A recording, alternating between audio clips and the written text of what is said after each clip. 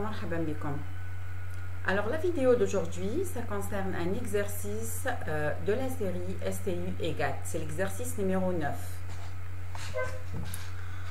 Alors donc on a la figure ci-dessous.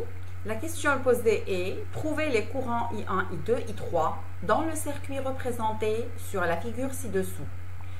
En déduire la différence de potentiel entre les points B et C. Voilà. Alors regardez ici, bien sûr les flèches qui sont en rouge et qui sont en jaune, c'est moi qui les avais fait. Pour pouvoir résoudre cet exercice, donc il faut bien comprendre comment appliquer la loi des nœuds et la loi des mailles.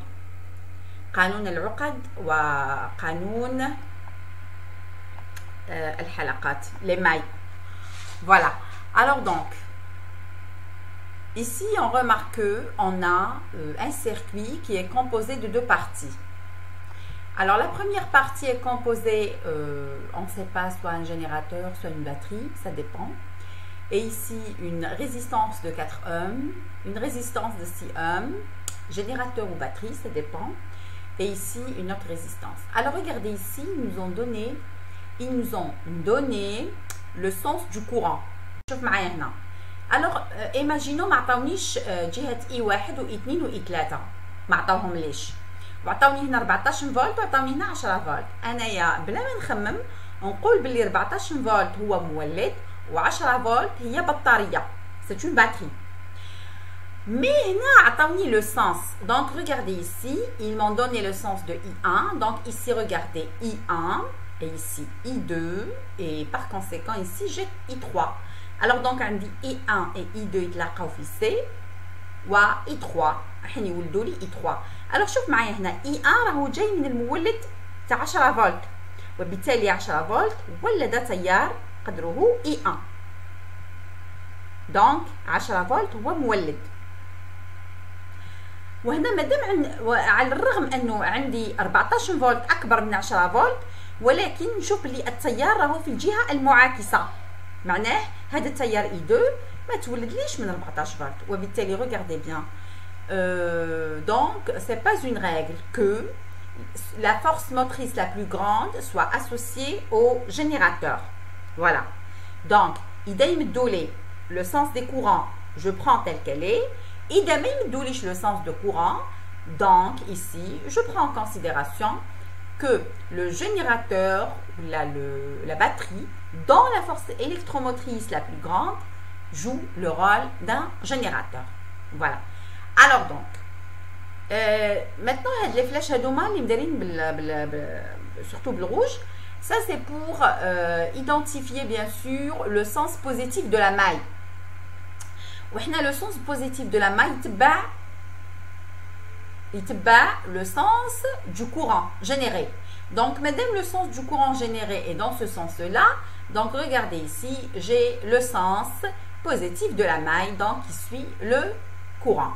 Regardez ici j'ai le I3, donc les flèches alors suivent le sens de I3.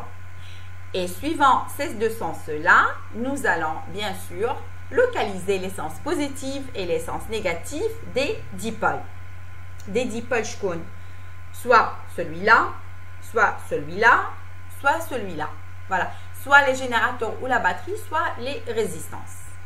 Voilà. Alors maintenant, pour trouver I1, I2 et I3, premièrement, j'applique la loi des nœuds. Au niveau du nœud C, qu'est-ce que j'ai? Donc, j'ai I1 plus I2 égale à I3. Voilà. Et dans la maille A, B, C, D,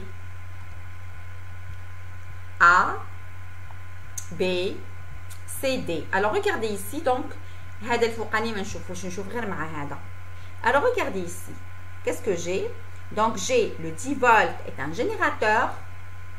6 ohms et 2 ohms, c'est des résistances. Et par conséquent, regardez, alors ici j'ai 6 I1 dans le sens positif parce que je trouve la flèche à I1 plus 2 I3 parce que هنا يمشي لي في I2 I3 parce que le sens positif de la flèche jaune avec le I3.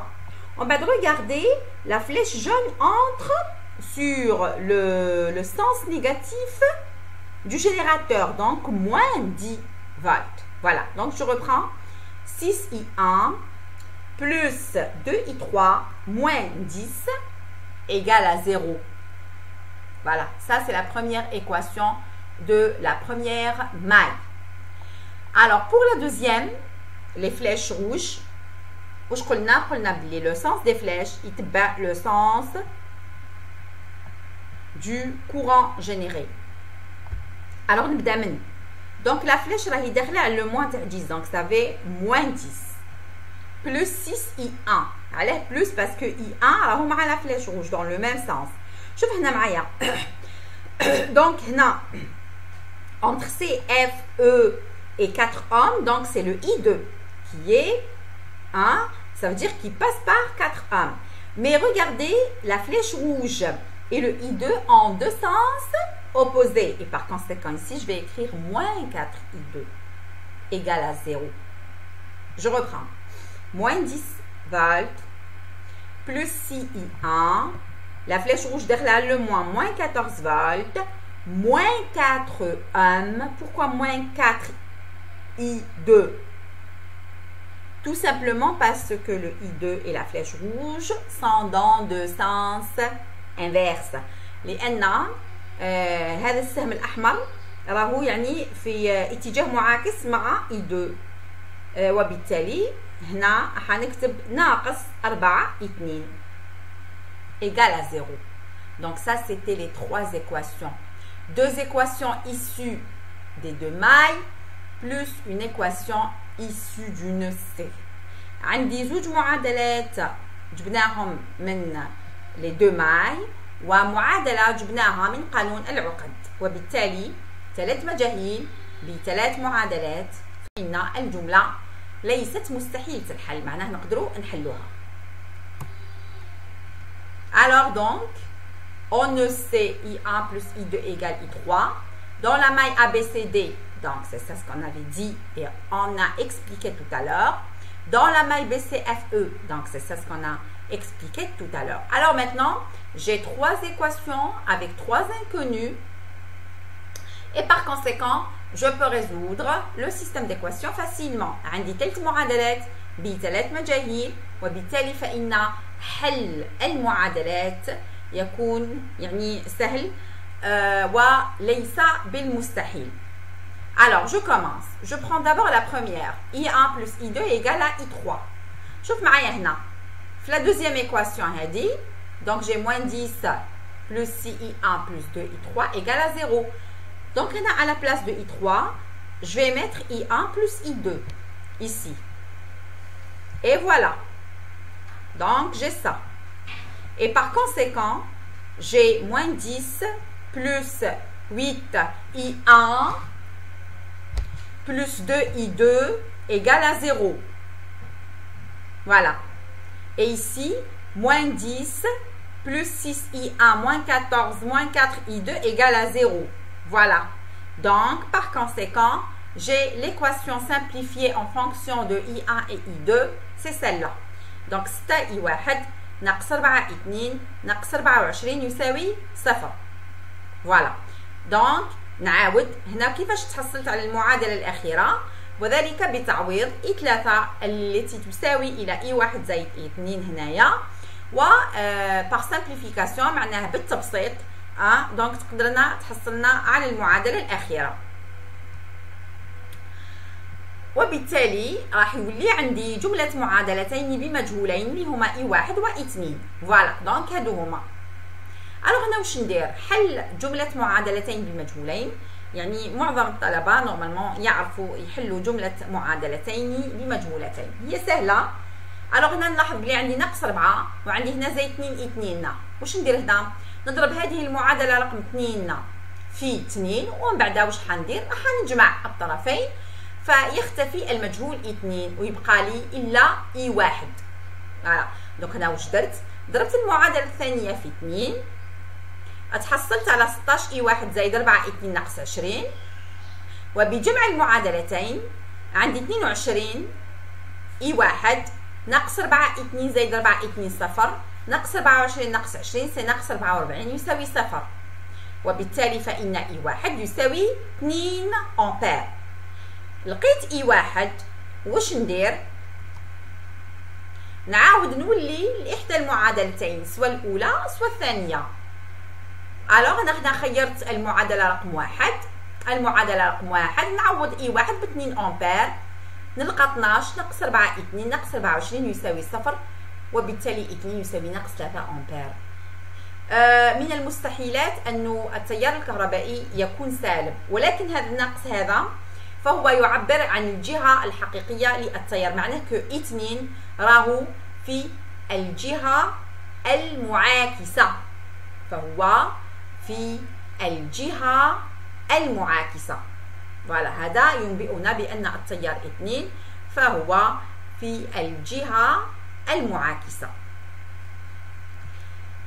السؤال الموالي: en déduire la différence de potentiel entre les points B et C. Alors regardez ici, j'ai I1 اللي هو 2 أمبير، وبالتالي نقدر نلقى فرق الكمون بين النقطتين B و C.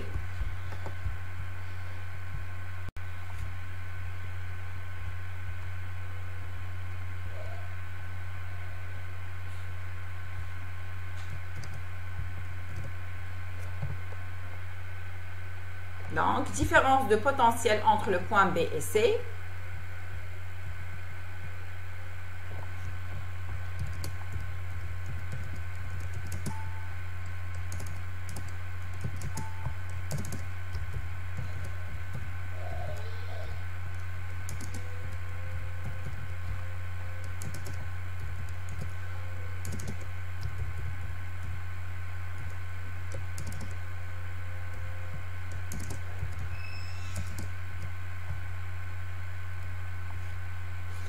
هنايا المولد يعني هذا ثنائي القطب راهو يلعب دور المولد، وحنا عرفنا يعني من قبل باللي فرق الكمون بين طرفي المولد إلا ما هو 10 ناقص 6 في إي واحد، معناه سي أو موان إر إي، أو موان إر إي، هذا هو فرق الكمون بين طرفي B و C، لأن هنا عندي يلعب دور المولد 10 فولت، فهو يلعب دور المولد. Alors donc je reviens. B et C. Voilà. Donc je mets V A plutôt BC.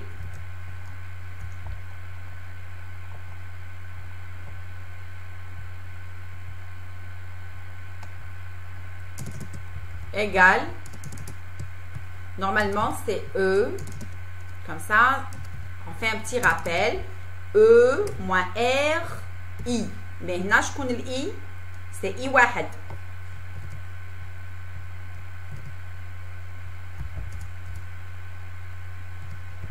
وشكون R هنا, R اللي هو 6, donc نعوض 10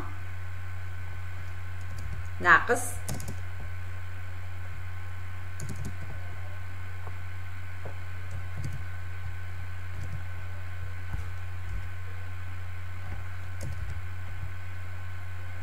6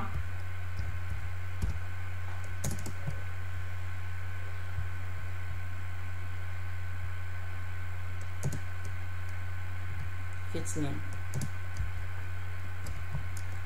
داري اذا كانت بطاريه حيولي بالزايد العكس، دونك 10 ناقص 6 في 2.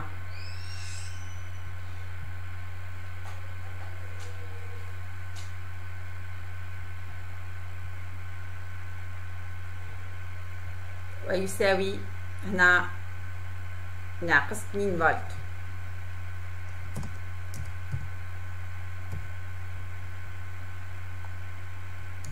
ناقص 2 فولت. واش معناه؟ معناه ماشي في بي سي، هو في سي بي، دونك في بي سي سي ناقص 2 فولت، وبالتالي في سي بي لأن التيار يسني من الكمون الأدنى إلى الكمون الأعلى.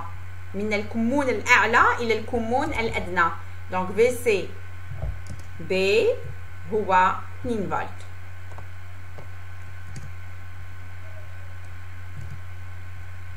دونك حذاري ثم حذاري ثم حذاري من الإشارات.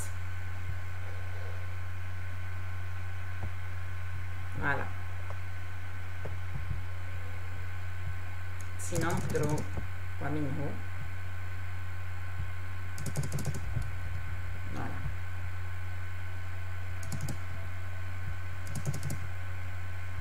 Et voilà. C'est mieux comme ça. Voilà. Voilà, donc ça c'était l'exercice numéro 9. Donc ça c'est une application très simple sur la loi des mailles et la loi des nœuds. À partir, bien sûr, je compte toujours de présenter des exercices pour les ST surtout, parce qu'apparemment c'est le dernier exercice pour les STU. La série خلاصت. À part il donne. Et voilà, donc pour les prochaines séances, je termine sur les ST. Et après terminer sur les ST, je reviens sur les applications des exercices d'examen. Voilà. Soit les ST, soit les STU, soit les GAT, soit les MI. Donc, essayez de, ça veut dire de suivre et de bien comprendre ces exercices. Alors, parce que c'est des exercices de base. Quelle que soit la spécialité, vous aurez tous la même chose. Je vous dis au revoir.